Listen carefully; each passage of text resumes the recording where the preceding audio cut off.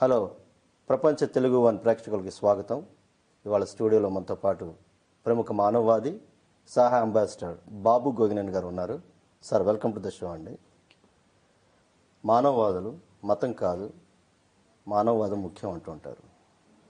మానవవాదానికి మానవ హక్కులకి ఉన్న ప్రాముఖ్యత ఏమిటి, సంబంధం ఏమిటి? అంటే మనం మతం అన్నది దేవుని యొక్క వాదం అండి.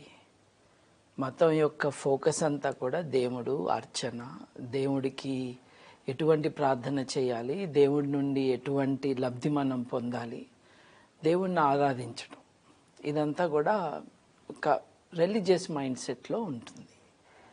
మానవవాదం అన్నది మనిషి యొక్క వాదం. మనిషి యొక్క హక్కులు చెప్పేది మానవ హక్కులు.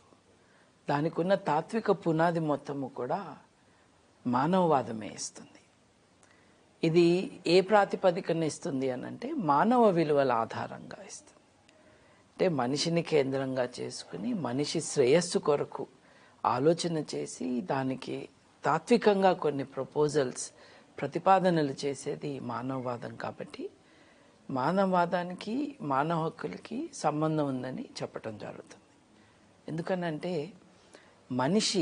మనిషిగా బతకగలగటానికి మనిషికి కొన్ని వెసులుబాట్లు కావాలి, కొన్ని స్వేచ్ఛ అని దేన్నైతే అంటామో కొన్ని ఫ్రీడమ్స్ కావాలి. ఆ ఫ్రీడమ్స్ పుట్టుకతోనే మనిషి అందుబాటులో ఉండాలి. కాబట్టి ఇదంతా కూడా ఒక ఫిలసాఫికల్ ఫ్రేమ్వర్క్లో ప్రపోజ్ చేసేది మానవవాదం.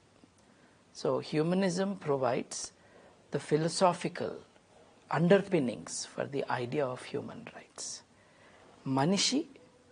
మనిషిగా పుట్టిన కారణంగా హక్కులకి అర్హుడవుతాడు.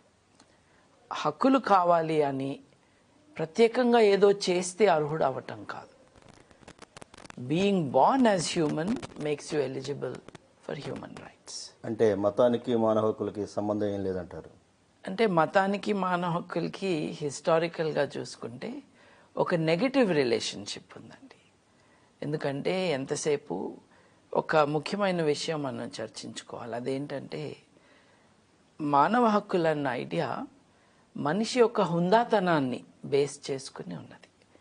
అంటే మనిషి హుందాగా బతకటానికి అతనికి హక్కులు కావాలి, ఆమెకి హక్కులు కావాలి అన్నది మానవవాదం యొక్క ప్రతిపాదన.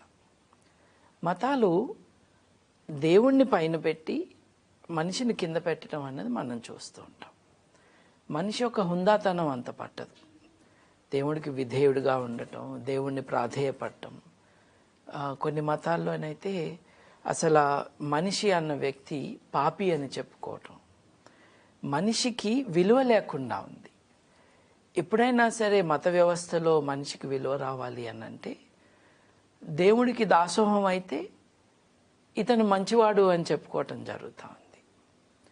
అలా కాదండి మానవవాదంలో మనిషికి సర్వసత్తాకత, దేన్నైతే సావరెనిటీ అంటామో అది అతనికి స్వతహాగానే వస్తుంది అన్నది బేసిక్ కాన్సెప్ట్. ఎప్పుడైతే మనిషి యొక్క ఉనికిని గ్రహించట్లేదో, ఎప్పుడైతే మనిషిని రికగ్నైజ్ చేయట్లేదో ఆ మనిషికి హక్కులు అన్నవి ఏర్పాటు చేయటం అన్నది జరగదు. అందుకని మత సామ్రాజ్యాల్లో, మత భావనలలో మనిషి ఎప్పుడూ కూడా is a cog in the wheel. He is not a purpose in himself or herself. He is the instrument of some other purpose. ఇప్పుడు మీరు అన్నారు మతానికి మానవ హక్కులకి సంబంధం లేదా అని.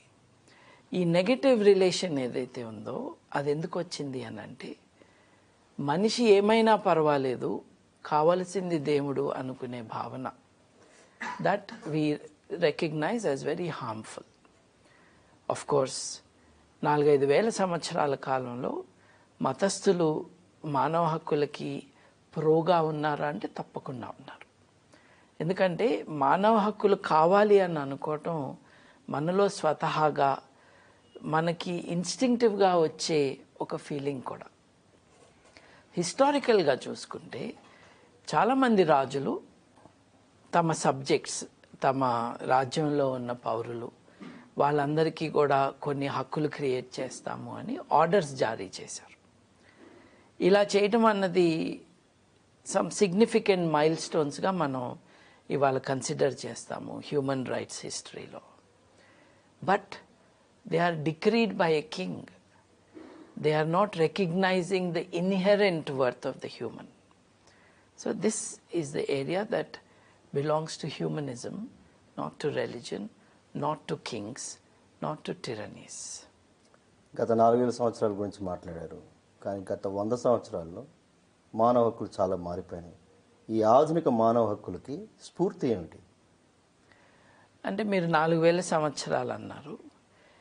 ఈ 4000 సంవత్సరాల్లో ముఖ్యమైన మైలురాయి ఏమిటి అని అంటే, ప్రప్రథమంగా మానవ హక్కుల గురించి ఒక డెక్లరేషన్ కానీ ఒక డిగ్రీ కానీ ఏమిటి అని చూసుకుంటే, రఫ్లీ బుద్ధుడు జీవించి ఉన్న కాలంలో పర్షియా అంటే ఇవాళ ఇరాన్, పర్షియా రాజు సైరస్ అని ఒక రాజు, ఆయన ఇవాళ సైరస్ ద గ్రేట్ అని వ్యవహరిస్తాం.